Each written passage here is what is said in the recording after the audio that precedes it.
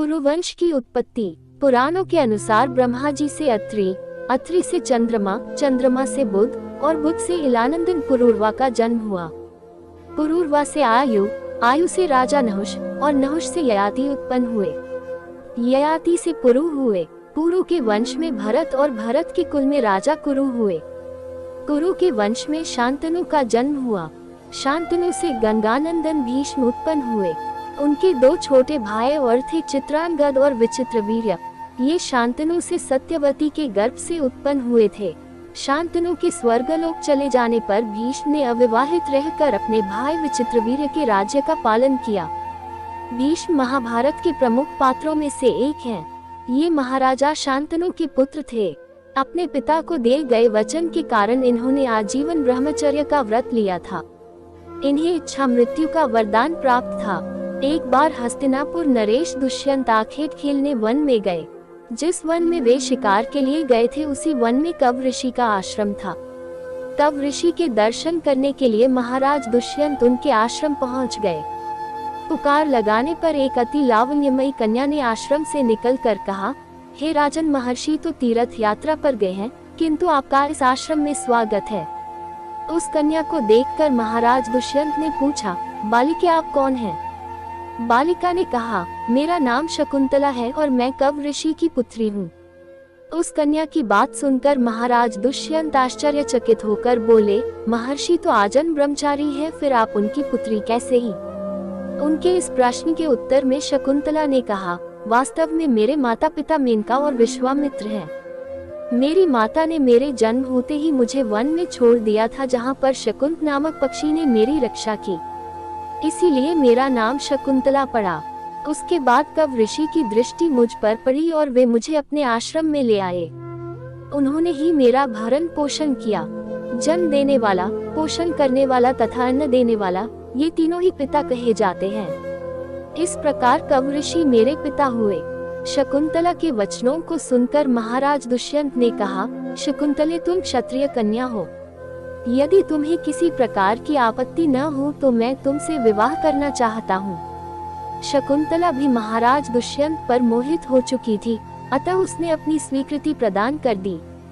दोनों ने गंधर्व विवाह कर लिया। कुछ काल महाराज दुष्यंत ने शकुंतला के साथ विहार करते हुए वन में ही व्यतीत किया।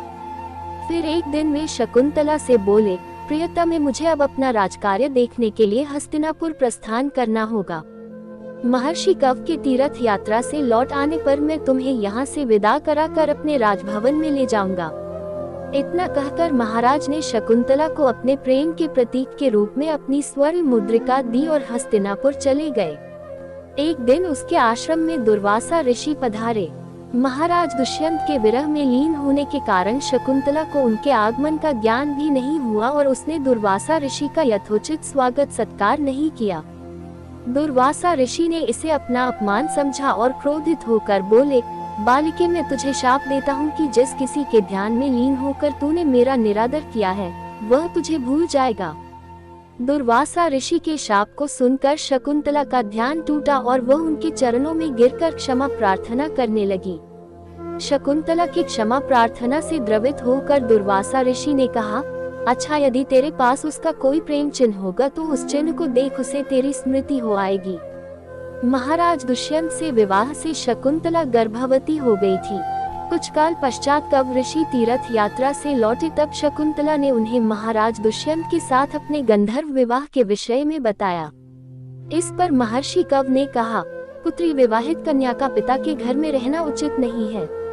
अब तेरे पति का घर ही तेरा घर है। इतना कहकर महर्षि ने शकुंतला को अपने शिष्यों के साथ हस्तिनापुर भिजवा दिया।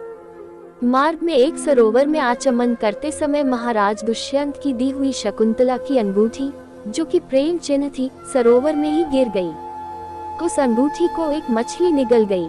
महाराज दुष्यंत के पास पहुंचकर कव ऋषि के शिष्यों ने शकुंतला को उनके सामने खड़ी करके कहा, महाराज, शकुंतला आपकी पत्नी है, आप इसे स्वीकार करें। महाराज तो दुर्वासा ऋषि के शाप के कारण शकुंतला को विस्मृत कर चुके थे, अतः उन्होंने शकुंतला को स्वीकार नहीं किया और उस पर कुलता होने का लांछन लगाने लगे। शकुंतला का अपमान होते ही आकाश में जोरों की बिजली कड़क उठी और सबके सामने उसकी माता मेनका उसे उठा ले गई। जिस मछली ने शकुंतला की अंगूठी को निगल लिया था, एक दिन वह एक मछुआरे के जाल में आ फंसी। जब मछुआरे ने उसे काटा तो उसके पेट अंगूठी निकली।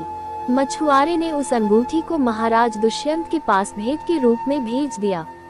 अंगूठी को देखते ही महाराज को शकुंतला का स्मरण हो आया और वे अपने कृत्य पर पश्चाताप करने लगे।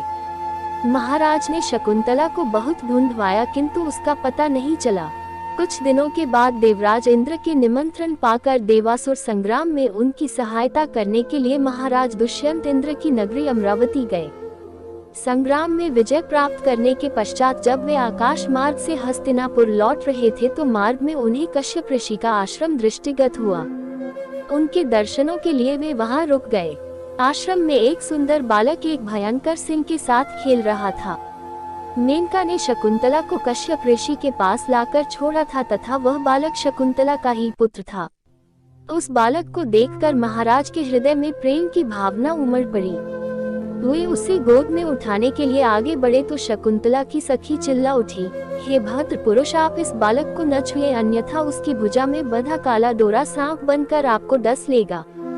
ये सुनकर भी दुष्यंत स्वयं को न रोक सके और बालक को अपने गोद में उठा लिया। अब सखी ने आश्चर्य से देखा कि बालक की भुजा में बंधा काला गंडा पृथ्वी पर गिर गया है। सखी को ज्ञात था कि बालक को जब कभी भी उसका पिता अपने गोद में लेगा वह काला डोरा पृथ्वी पर गिर जाएगा।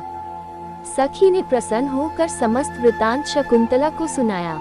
शकुंतला महाराज दुष्यंत के पास आई। महाराज ने शकुंतला को पहचान लिया।